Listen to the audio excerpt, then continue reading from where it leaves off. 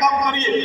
मैं आग्रह करता हूँ इस दायित्व के साथ आइए, प्रदेश के लिए हमारा बहुत बड़ा दायित्व है। हमने तय किया है कि प्रदेश में अभी आने वाला इलेक्शन से पहले गांव चौपाल में आपको जाना पड़ेगा और 2019 में जो व्यक्ति खड़ा होकर चौक चौराहे में जो बात बोला है गांव को फिर से याद दिलाना पड़ेगा। इसी ने कहा था इस प्रदेश के लिए 5 लाख नौकरी साल में लेके आए, अगर नौकरी ना ला पाया तो 5,000 और 7,000 ग्रेजुएट और पोस्ट ग्रेजुएट को देने का काम करेंगे। इसी सरकार ने कहा था कि पंचायत में हम नौजवानों के लिए 25 करोड़ तक का ठेकेदारी व्यवस्था देने का काम करेंगे। मुझे चुरचू ब्लॉक का कोई भी लड़का किसी को 25 करोड़ का ठेकेदारी मिला है तो बताओ, मांडू में किसी को 25 करोड़ का ठेकेदारी मिला है तो बताओ। अच्छा, अक्सू के हैं शायद हम लोग को नहीं भी दे सकता है, जेमे वाला को मिला होगा, मिला है कि नहीं?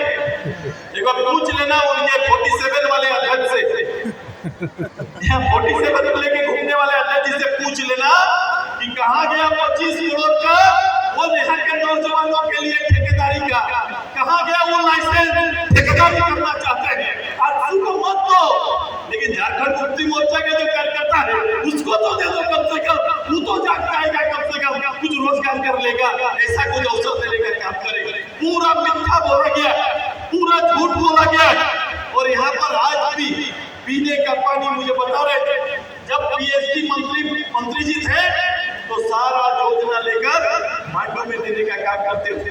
टंकी पाइपलाइन अधूरा पड़ा हुआ है, एक भी जगह से पीने का पानी मिल रहा है क्या?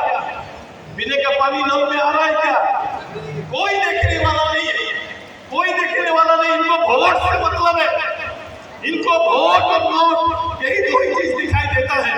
आइए, अब समय आ गया है, इससे बाहर और भीतर एक बड़ा जनादेश आपका बेटा आपसे मांगने के लिए आया। आइए, प्रदेश में एक बड़ा जनादेश देने की तैयारी करिए। हमने प्रदेश भर में यहाँ के नौजवानों को डाटा देने का आग्रह किया। गांव-गांव में नौजवान डाटा भर रहे हैं, इसलिए किया क्योंकि पुराने समय में जब आप अपनी पढ़ाई पूरा करते थे तो जाके हजारीबाग के एक्सचेंज में अपना नाम लिखाते थे कि मैंने बीए किया है, मैंने बीएससी कंप्लीट किया, मैंने आईटीआई किया, मैंने डिप्लोमा किया, वहां नाम देते थे ताकि सरकार का बहाली जब आएगा तो सरकार हमको बुलाने का काम करेगा। आज के दिन में ये परंपरा टूट चुका है, ये परंपरा कहीं है नहीं। तो हमने लगा कि भाई सरकार को शायद जानकारी नहीं होगा, इस प्रदेश में लाखों लोगों के हाथ में रोजगार नहीं है, इसीलिए हमने कहा कि डाटा बनाओ, डाटा तैयार करो और 8 तारीख को हमारे मांडू के जितने भी खाली हाथ हैं ये सारा हम लोग रांची पहुंचने का काम करेंगे, अपने हाथ में डाटा लेकर जाएंगे और सरकार को अपने होने का एहसास कराएंगे। ये तैयारी आपको करना है, ये तैयारी आपको करना है और इस तैयारी में हम सबको लगना है। मैं यहाँ जमीन के बारे में बड़ा जिक्र कर रहा हूँ, ये जमीन बाप दादा का जमीन है। ये जमीन पर खनन के पश्चात कोल बेरिंग एक्ट के तहत ये जमीन वापस आना है। मैंने देखा कि हेमंत जी ने कोल बेरिंग एक्ट को तो किनारे कर दिया, बोला कि स्वामित्व तो सरकार लेने का काम करेगी। किसान का जमीन का मालिक सरकार, राज्य सरकार नहीं हो सकता है। मालिक बनेगा तो किसान बनेगा, जमीन वापस आएगा तो किसान के हाथ में जाना चाहिए। ये तैयारी हमारे लिए और ये हम बात करेंगे। मैं भारत सरकार में भी अपने सहयोगियों से इस विषय में बात कर रहा हूँ, मेरे आदरणीय मंत्री जी भी इस विषय में, सांसद साहब भी इस विषय में बात कर रहे हैं, चर्चा कर रहे हैं। निश्चित रहो, 1.5 लाख से ज्यादा परिवार का मेरा आंदोलन में हमारा जमीन गया है। जमीन सीसीएल या प्राइवेट कंपनी जिस दिन पूरा करे उस दिन राज्य सरकार का इसमें नहीं बल्कि किसानों का हक होगा। ये सुदेश महतो का संकल्प और तैयारी है, ये तैयारी आगे करेंगे। ये 1957 के बाद इस एक्ट को किनारे रख दिया गया है, इस एक्ट पर कोई काम नहीं किया है, लेकिन मुझे बहुत सोचना है, काम करना है, नहीं तो मेरी पीढ़ी जीरो हो जाएगा, लैंडलेस हो जाएंगे हम। क्योंकि हम जानते हैं कि खेती वाली जमीन जब हम देते हैं तो परिवार का एक पीढ़ी चलता है, दूसरा पीढ़ी दूसरा भाई का पीढ़ी खत्म हो जाता है। दूसरा भाई का पीढ़ी आगे नहीं बढ़ पाता है। इसलिए पूरा ध्यान रखना है, सभी चीजों पर आपका भाई, आपकी पार्टी ध्यान रख रही है। इसके ऊपर भी हमारा काम चल रहा है।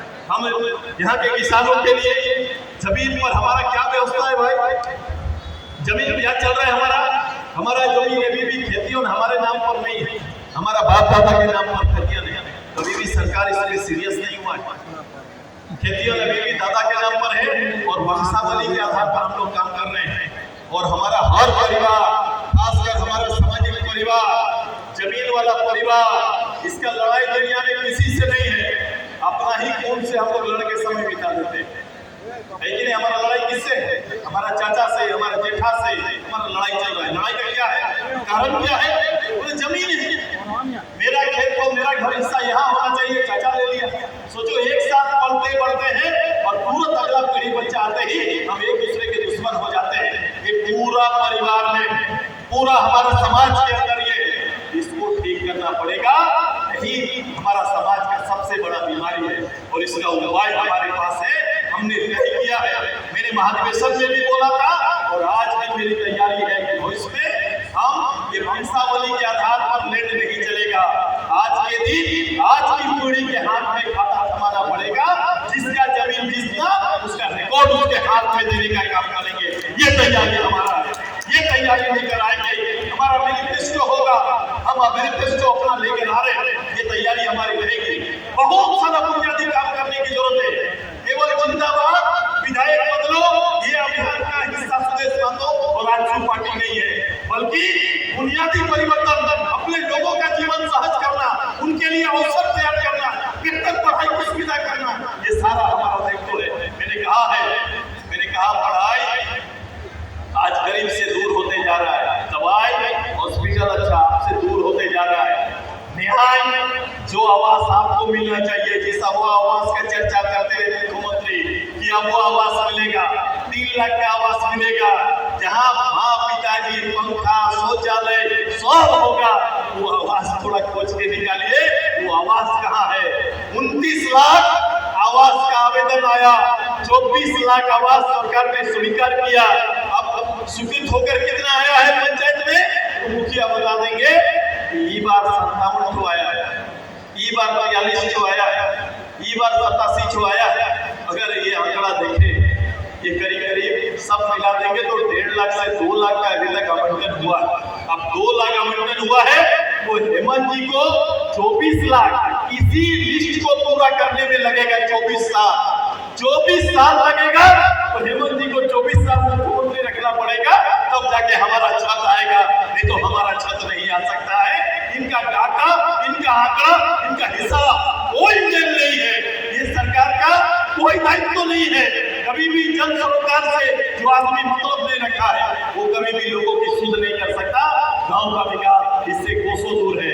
आइए एक ऐसी व्यवस्था बनाए, एक ऐसे दायित्व का नेतृत्व करें जो आने वाले समय में लोगों के जीवन परिवर्तन कर सकता है। हमें 25 साल नहीं चाहिए, मुझे कोई क्षेत्र के लिए 25 साल नहीं चाहिए। वर्तमान हालात को सुधारने के लिए प्रदेश में फिर से एनडीए का सरकार और सुदेश महतो को आने वाला 5 साल चाहिए। यही आवेदन आपसे करने के लिए आए हैं। तैयार है ना?